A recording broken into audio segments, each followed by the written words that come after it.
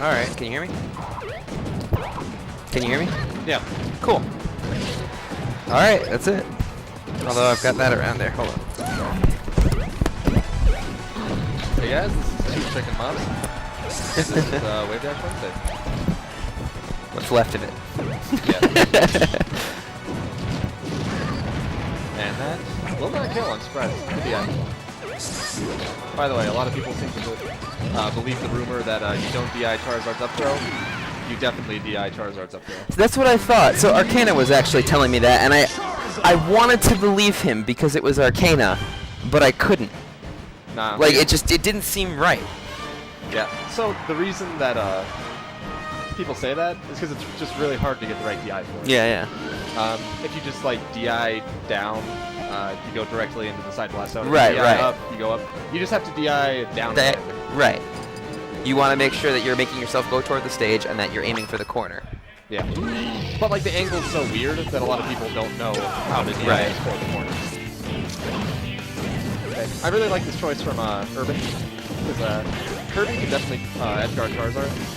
He just has to pop him off stage and knock him out of glide once and he's pretty much dead.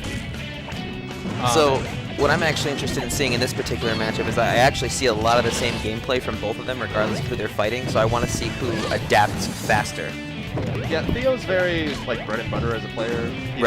He goes for a lot of, like, run-up forward tilts, a lot of run-up grabs. He doesn't have too many mix-ups, but he's, like, really crisp with his execution of the options he does pick. Yeah. And then Urban plays, like, a really grounded Kirby game. And he pulls it off for sure, but, I'd like to see him try to, like, go to the air a lot more. Yeah. Against Charizard, not necessarily, because Charizard can just jump in the air at you and beat you in the air, but in general.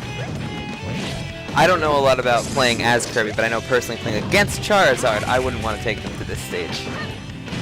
Well, like, all the ways that you kill him are really good on this stage. Like, you just send him into the side blast zone.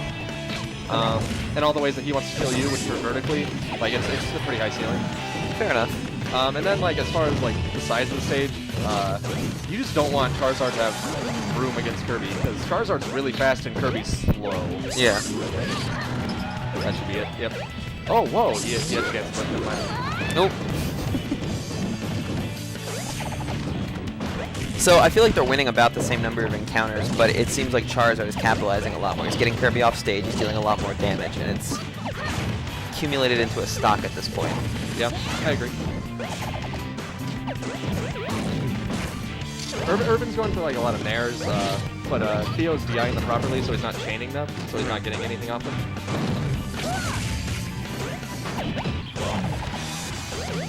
Good nair on the shield. That move is so good for Kirby, just in general. It has priority to space on a lot of characters, and out of shield, I think it's frame 3, it's unbelievably fast. Oh, that is fast.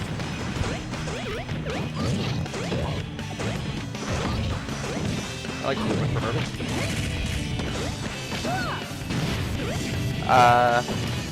It's in the back, bottom left. Wait, look, you're watching there. Yeah.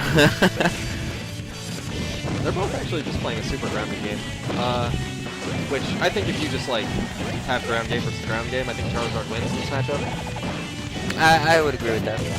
Charizard just has the range. He has strong kill power and combo ability off of his ground moves. I've actually heard that Charizard is essentially a swordy. Do you agree with that statement? Yeah, I agree. I mean, like his forward tilt, his head is basically a sword because his head's invincible.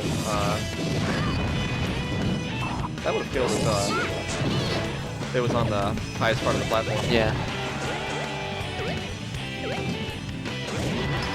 Good.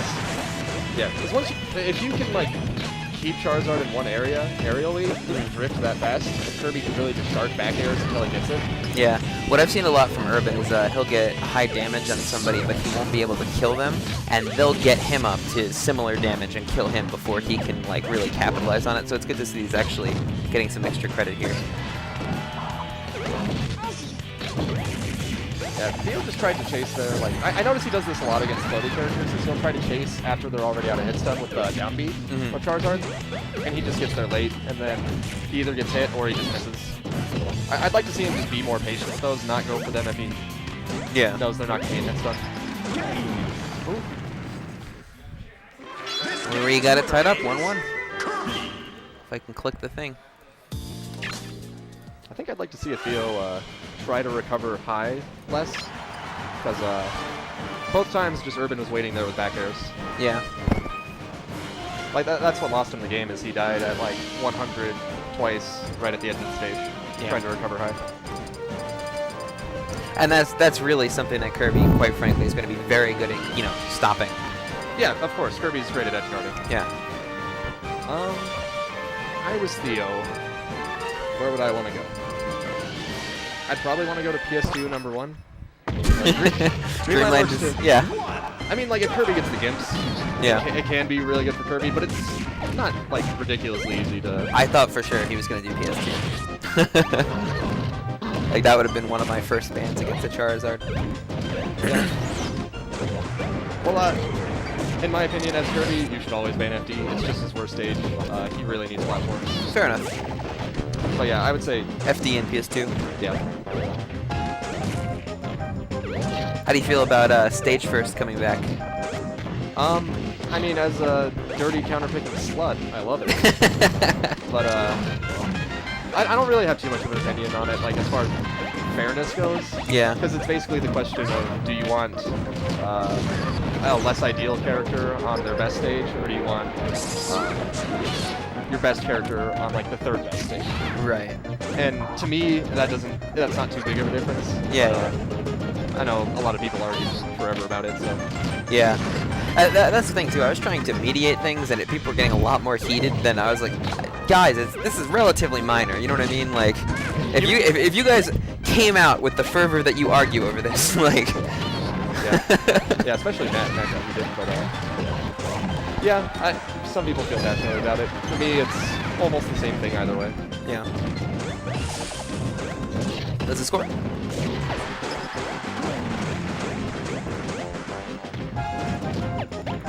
There you go. You're up against Bad Wolf next. You can wait for stream if you like.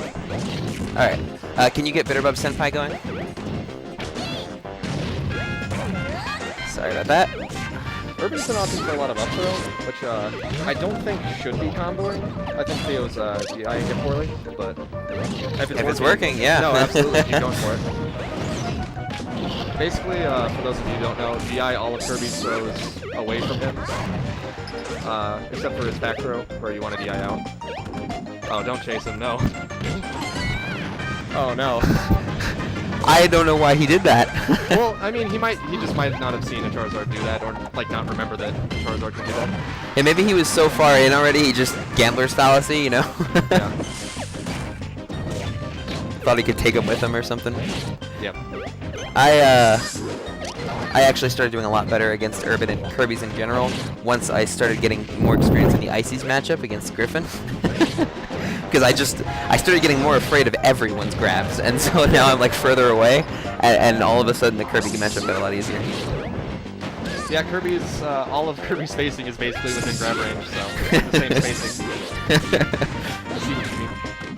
I see what you mean. Yeah, you DI'd him there. Yeah, no, definitely. Like, that's the difference between literally getting nothing and getting, like, the 50% you just got. That's actually something else I've noticed about Atheo's style, is he likes to brute force things when he can. And I think here, he's Charizard and he's heavy, so he thinks I can hold down, I can hit the ground sooner. And, you know, I guess capitalize on it or something, but he's getting punished for it. I think a lot about how players think, though, so. Yeah. Urban's been getting smash attacks, which is really important on a stage this big. Yeah. Like, the fact that Theo's having these unsafe landings is just giving Urban the opportunity to... Exactly. And what I've seen from Urban on stages like this, when he can't land the smash attacks, is lots of attempts to spit you out under the stage and things like that. That was a nervous roll right there. This could really go either way. Like, we're seeing some pretty even play from both of them.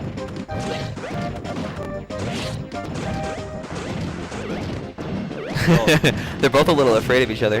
The patient, it's last stock, last game. Like, yeah. Ooh, these nervous rolls, man. I think a lot of both of them would benefit from just calming down, wave dashing out of shield more, aerial out of shield more. Because, like, if either of them just says, I'm going to read your roll, it could be death for either of them at this percent. Ooh. Yeah, that jab's an amazing anti-air against Kirby. It's not going to lead to anything at this percent, but yeah. at least you get stage control, like guaranteed. Yeah. Not to mention, you scare Kirby off a little bit, you know? I think the head game matters a bit more at this point. Theo is adapting a little. He's trying to go lower with his recoveries. Yeah. I dig that. I think one more backer is going to do it. There was no need to do that. Ooh. That'll cost him. And that's it. Urban takes the win 2-1 in a very, very close set. Yeah. Next up, we're going to have Bad Wolf and Gendo. Good recognition from Urban to know that the dash attack would hit him from there, though. Yeah. Actually, Urban is insane. If he played half as well as some of the things he knows, he would take so many like higher tier players. Like he is actually incredibly impressive with his knowledge. Like if you actually talk to him. Yeah, no, it's his execution that it comes down to. Yeah, you're all good.